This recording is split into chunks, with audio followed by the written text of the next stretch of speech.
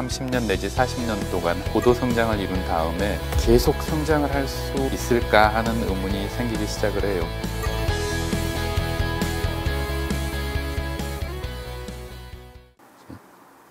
그럼 혹시 그 당시에 우리나라에서는 지속 가능 발전에 대한 논의는 없었나요?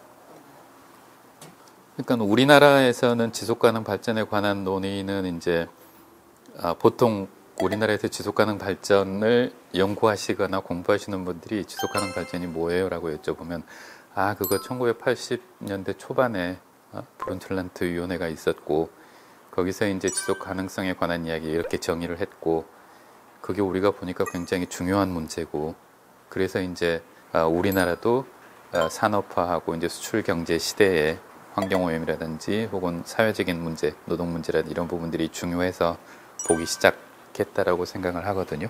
그러니까 출발점은 유럽에서 이야기된 지속 가능성에 관한 지속 가능 발전에 관한 논의가 국내에 들어왔다라고 인식을 하는 것 같아요. 근데 실제로 지속 가능성 혹은 지속 가능 발전에 관련돼서 우리나라처럼 오래 전부터 고민을 했던 나라들은 별로 없을 거예요. 지속 가능 발전이라고 하는 것을 어떻게 정의를 하냐면 이제 사회 경제 시스템 전반의 이 상향 운동 혹은 향상 이렇게 정의를 해요. 아까 말한 것처럼 개발은 열어서 뽑아내는 거고 발전은 뽑아낸 걸 다시 잘 펼치는 일이다라고 이야기를 했는데 잘 펼쳐지는 사회를 만드는 것 자체가 사회경제 시스템이 보다 사람이 살만한 세상으로 만들어 가도록 하는 그런 원칙을 보장해 주는 것이다. 그래서 발전이라고 하는 거는 사람이 잘 살게 되는 세상이 만들어지는 것을 우리가 이제 발전이라고 봐요.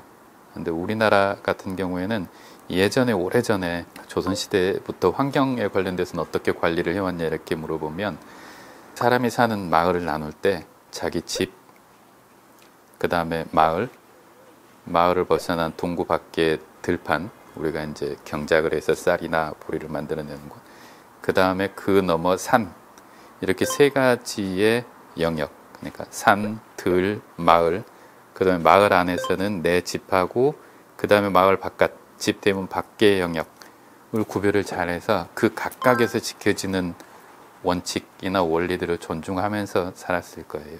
그러니까 우리가 전통사회라고 하는 것이 적어도 수천 년간 이렇게 유지가 되어 오면서 사람들이 쌓아온 지식이나 자산들이 있어요. 근데 그게 우리나라에서는 이제 근본적으로 흔들리기 시작한 게 1900년대 초반에 들어오면서 일본 식민지가 되면서부터 완전히 다 와해가 돼요.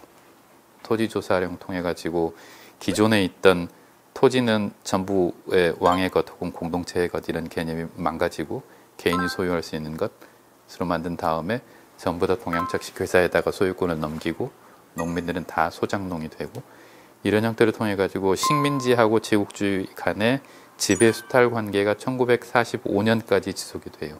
이야기가 좀 센 것 같긴 하지만 우리나라에서 지속 가능성에 관한 이야기를 하려면 거기서부터 이렇게 쭉 봐야 돼요. 그러니까 예전에는 우리가 지켜오던 규범이나 사회적 유산, 가치가 유지되던 시기, 그 다음에 그게 통째로 깨진 시기, 1945년. 그 다음에 이제 혼란기 있고 새로운 방향을 모색하는 시기가 1945년에서 53년까지예요. 전쟁까지 딱 마감이 되고 그 다음에 전후 회복기가 1959년, 60년까지 가죠.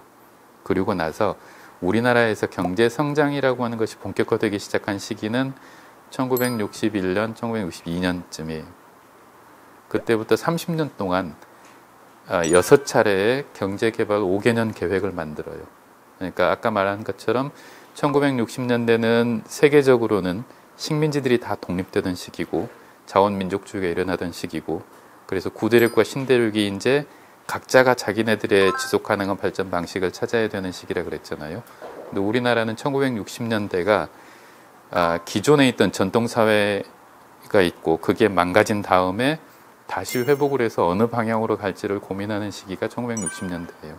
그래서 우리나라는 경제활동에서 나누는 일, 그 다음에 교환하는 일, 이 두 가지가 있다고 그랬는데 사실 나누는 일은 사람들이 이야기를 해서 나눠요.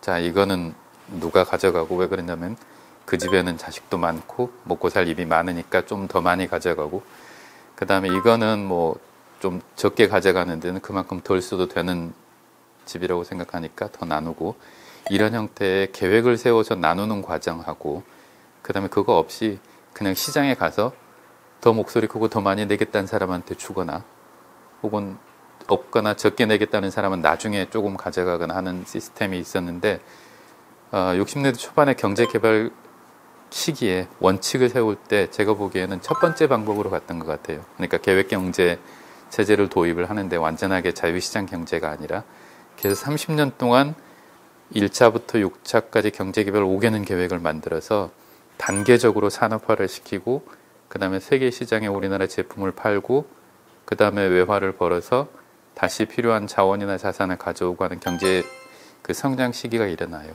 아까 세 가지가 있어야 된다 그랬잖아요. 천연 자원이 많거나 사회적인 유산이 많거나, 그 다음에 또 이제 경제가 이미 튼튼하게 형성이 돼 있거나 하는 부분이었을 텐데, 우리나라를 한마디로 주면은 되게 가난한 부모님 밑에 태어나서 자연자산이나 이런 거 없어요. 천연자원도 많이 없죠. 근데 부모님이 똑바르신 분이에요. 자식들 잘 가르쳤을 거라고. 그러니까 가진 거라고는 배운 거하고 인력, 풍부하고 우수한 인력이 있고, 이 두 개를 잘 활용을 해서 경제 성장을 이루어 놓은 결과가 이제 우리나라가 60년대에서 70년, 80년대까지 30년 동안 성장을 해온 시기였거든요. 90년대 들어오면서부터는 우리나라 성장세가 조금 성장을 하긴 하지만 좀 불안해지기 시작한 게, 우리나라가 들어있는 세계 시장에 중국이 이제 문을 열고 개혁 개방한 다음에 들어와요. 그래서 그런 이 경제적인 발전의 단계가 있는데, 1960년대, 70년대 서구 사회가 지속가능 발전에 관해서 고민을 시작하고, 그 다음에 80년대에 보고서를 만들어내는 시점까지는 우리나라는 경제성장이 고도성장기에 있었기 때문에 그 경제성장의 지속 가능성에 대해서는, 혹은 사회 발전의 지속 가능성에 대해서는 큰 걱정이 없었던 것 같아요. 단지 70년, 80년대 산업화 시기에 이제 산업단지를 만들고 공단을 만들고 이러면서 현대화된 산업 생산 시설들을 운영을 할 때 환경 오염 물질들이 규제 없이 배출되는 시기가 좀 많이 있었죠. 그래서 공해를 어떻게 하면은 방지할 것인지에 관한 법도 만들고, 그게 70년대, 80년대에 일어난 상황인데, 계속 우리나라에서는 더욱더 지속가능 발전에 관한 이야기를 하면 그거 환경 문제지, 그리고 환경을 보존하고자 했던 시민사회단체들이 관심을 많이 가졌던 시기가 그 시기예요. 그래서 우리나라에서도 지속가능 발전에 관한 고민은 1970년대 공해 해결 문제부터 시작을 해가지고 80년대, 90년대에 집중적으로 본격적으로 진행되기 시작했다고 생각을 하죠. 그래서 보면은 1992년에 환경과 개발에 관한 유엔 회의가 생겨요. 우리 리우 회의라고 하는 것. 그 다음에 이제 어젠다 21, 그 다음에 또 여러 가지 그 행동 강령들이 나오는데, 92년에 그걸 만들고 나서 그 모였던 세계 정상들이 각 나라가 자기 나라의 지속 가능 발전 문제를 전담할 위원회를 하나 만들어라.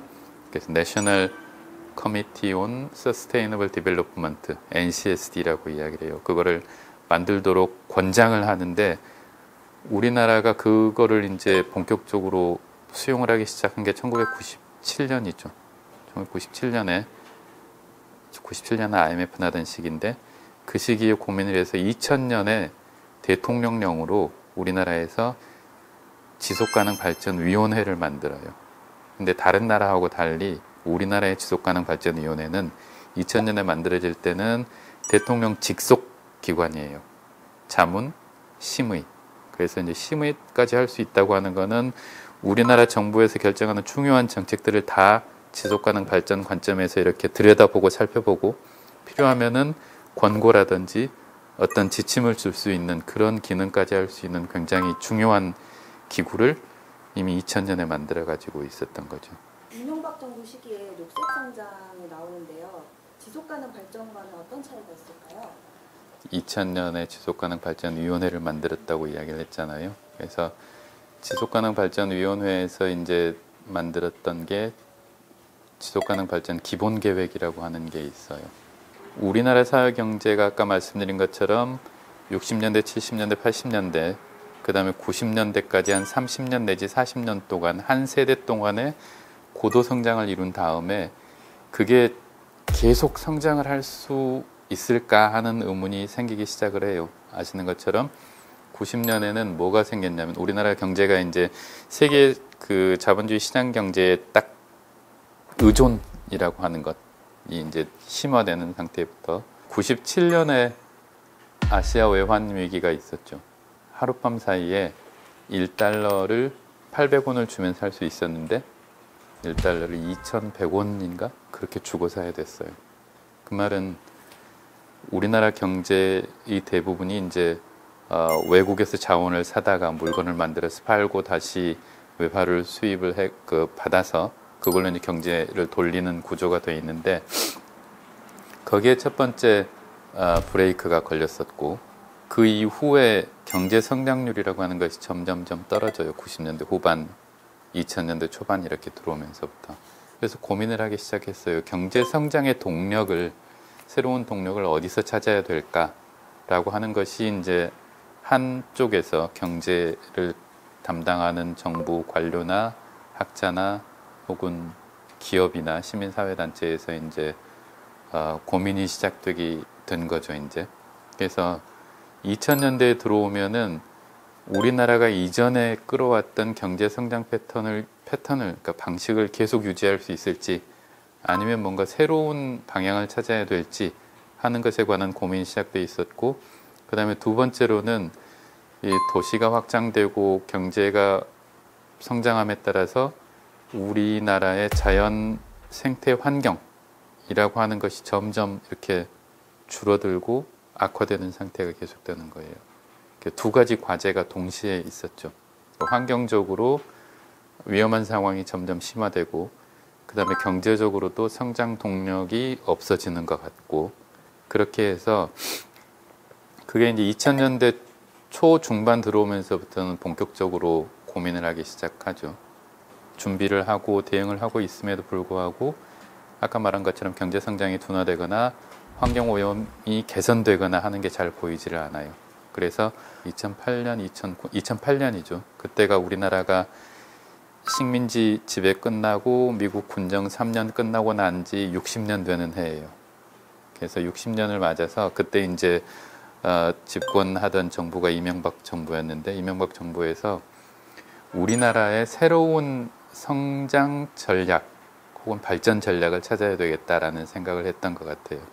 그래서 그게 그 우리나라의 새로운 사회경제 발전 전략 혹은 국가 발전 전략으로 녹색 성장이라고 하는 거를 생각해 보자 라고 이야기를 시작을 했죠. 사실 녹색 성장이라고 하는 거는 2005년에 우리나라가 이제 그 아시아 태평양 유엔의 아시아 태평양 그 사회경제위원회 에스캅이라고 부르는 것에서 환경개발 장관 회의를 우리나라가 개최를 한 적이 있어요. 주최를 한 적이.